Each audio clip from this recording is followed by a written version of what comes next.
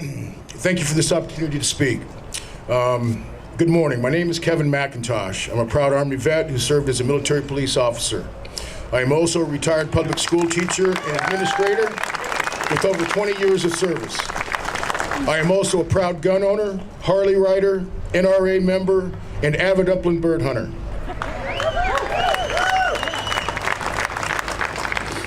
As a U.S. history teacher, I took great pride in teaching my students the history of our wonderful country, with the focus being on the creation of the Constitution by our enlightened founders, including the Bill of Rights, and most importantly, and this is what I emphasized, why they are important. I taught my students that our rights are precious, all of them, and worth fighting and dying for if need be, as many of our heroes have done throughout our history, both men and women, black and white. This is why I'm here today with my fellow patriots, fighting for one of our most precious rights, the right to keep and bear arms. It is no accident that our founders placed this right second. They knew its value and importance to all Americans. They knew this right must be afforded to citizens in order so that we have the ability to protect our families and our property, as well as to protect ourselves from tyranny by a government who may decide at a certain point in time to take away our rights. I believe that time has come. All of us as Americans should be concerned about this, not simply those who choose, as is their right, to arm themselves. An attack on one right is an attack on all of our rights. This is just the beginning. In essence, there is a larger principle at stake here that goes way beyond just our Second Amendment right. I also taught my students that with our rights comes great responsibility, and Kevin talked about that. They go hand in hand. Unfortunately, there are those who do not live up to that responsibility and choose to abuse their rights, up to and including doing serious harm to others, as is so terribly evident with school shootings and other mass shootings in recent times. As a way to curtail those who may do us harm, laws are created which we are expected to follow. As we all know, that is not always the case. So more laws are passed in the hope that they'll be obeyed.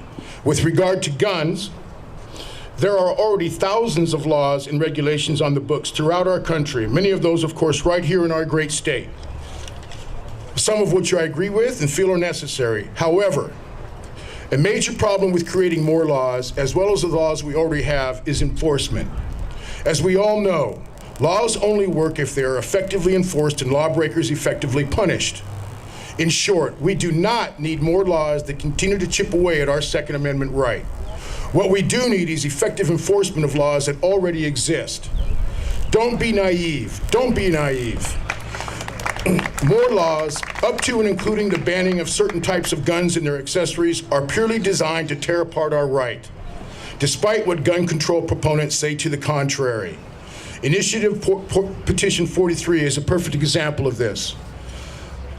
I will not be going into the detailed specifics of IP 43. That is not because I'm not informed, but because I urge you as a citizen and resident of Oregon to inform yourself and your neighbors and your co-workers. That is your duty as a conscientious voter. But I will tell you this. The initiative is an attack on law-abiding gun owners who have a right to decide what is best for the protection of themselves, their families, and their property.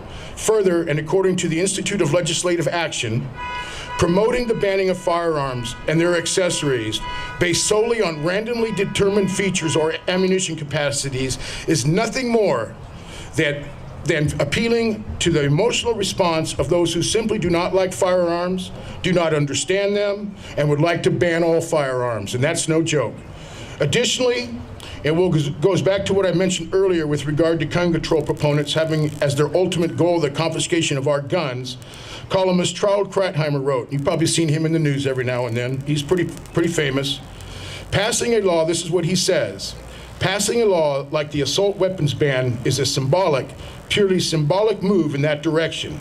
Its only real justification is not to reduce crime, but to desensitize the public to the regulation of weapons in preparation for their ultimate confiscation. I believe this is the ultimate goal of IP 43. Finally, Thomas Paine, an American revolutionary patriot and philosopher, famous for his "Give me liberty or give me death," also stated, "Arms, like laws, discourage and keep the invader and plunderer in awe and preserve order." I strongly urge you to look at the facts for yourself. Don't let those in the mainstream media make up your mind for you. After all, to make policy, you must know what is true. Once you do, I believe you'll discover IP43 is unacceptable and a serious violation of our God-given Second Amendment right. Thank you, and God bless America.